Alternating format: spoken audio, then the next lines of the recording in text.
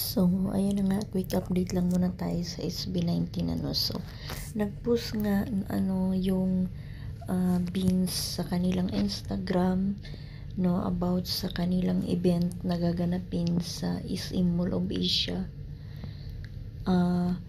Ito yung tinatawag na body of work. So, nakita nga ng mga fans yung picture ng SB19 sa store ng Beans, and syempre sa online din pinost, at saka under nung SB19 picture sa baba na body of work, and then nakalagay SB19.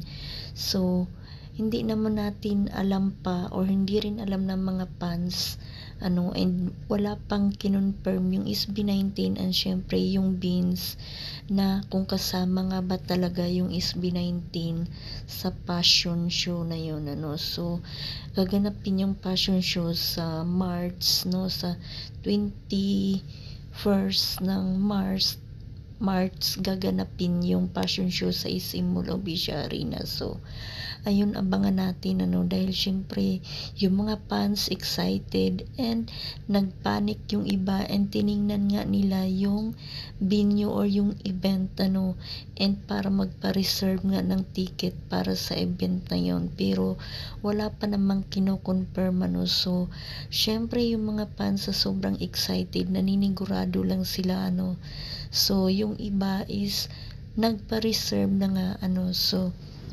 ayun, sana makasama yung SB19 So abangan na lang natin kung mayroong mag-post yung SB19 or yung Beans, kung kasama ba talaga sila sa event. So sana nga makasama naman sila dahil alam naman natin na nung nakaraan kasama din sila, pero hindi naman sa Beans na ibenta yun So ayun, and yun nga, kumanta pa sila doon sa last nilang pinuntahan na fashion show So ayun, and dito sana kasama din yung SB19. So yan, kaabang-abang talaga yan, and syempre alam naman natin na panibagong ninang din itong Beans. So sana makasama sila. So kung mayroon mang update, syempre makikita din natin.